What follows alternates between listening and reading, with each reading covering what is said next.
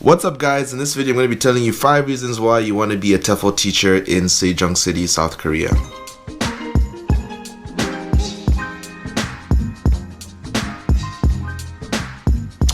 Alright, I'm going to go through this video quite quickly, and the first reason I'm going to tell you is the transportation around the city.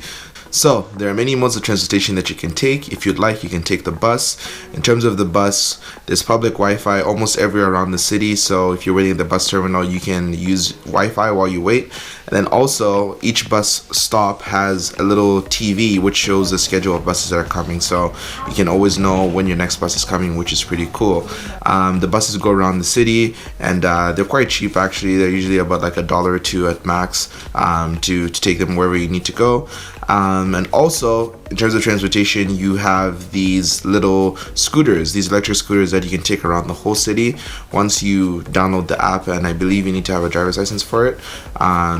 You can use these electric scooters to get around the city, which is pretty cool. You can get around quite quickly. You don't have to wait for the bus, so it uses a QR code.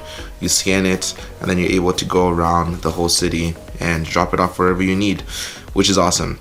So that's transportation. Unfortunately, there's no KTX that comes to Sejong. If you want to take the KTX, you'd have to go to Osang, which is I think the nearest spot to Sejong, and then from there you'd have to take another bus. So I'm sure there will be more transportation options in the future, but in terms of taxis and everything else, it's all here. Alright, moving on to the second one. So for the second option I want to talk about is food.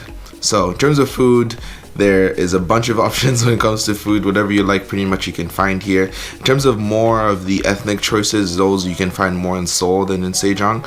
But we do have a lot of Korean restaurants, obviously, and a lot of American restaurants in Sejong. In terms of the KFCs, in terms of like Starbucks and the American brands that you're used to, you will find them in Sejong, and that's not the case for a lot of cities in South Korea. It's more of the major ones.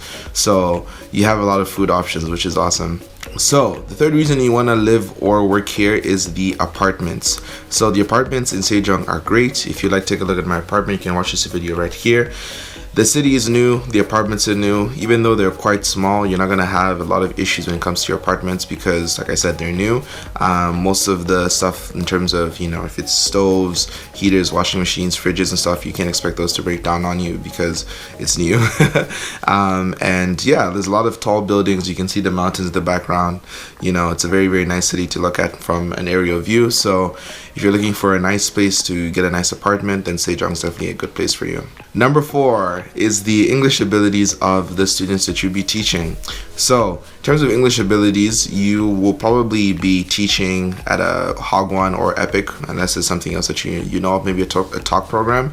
But the English abilities of these students are quite high compared to other towns or other cities. Reason why is because Sejong City is a government city, and then a lot of the people that live here or work here, they most of them have had international experience, because when I talk to a lot of my students, they said that they've been to other countries or they lived in other countries because their parents are doing work for Korea, so they get to go and live in these separate countries with their parents. And so when they do come back, they do have a higher level of English ability, which is nice because I have taught in Gangwon-do, which is the most rural province in Korea, and a lot of the students there couldn't really speak English, so it can get a little hard sometimes to teach. But I think teaching students here is quite easier compared to teaching students in other provinces. The last reason I have on my list here is the growing city of Sejong. So for those who don't know, the plans are for this city to be, I believe, the capital city of South Korea within the next 10 years or so.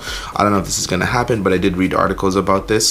So Sejong is currently in development and construction. There's a lot of construction that's happening around the city. There's a lot of buildings that are being built, a lot of stores that are being made, a lot of just construction around the city. So the population is low. I believe there's about 300,000 people that live here. So compared to places like Seoul that have like 10 million people, obviously you can tell the difference. So I believe if you're somebody that wants to come live in Korea for a long period of time, you will find that living in Sejong will be getting better year after year in terms of the stuff that is that come available to you, the amount of entertainment you can have, the amount of fun.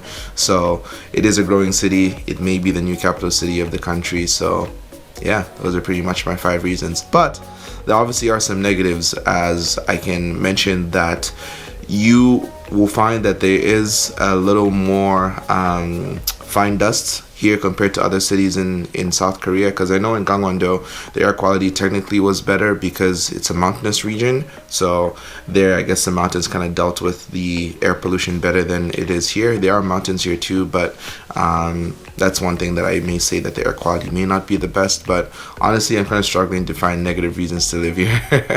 The community isn't as big as I mentioned, so you may find it a little bit harder to make some friends, but I'm sure that won't be an issue as this city continues to grow. But anyways guys, thank you for watching this video. I'm not going to blabber on any longer. Please like, comment, subscribe, and I will see you on the next video. See ya.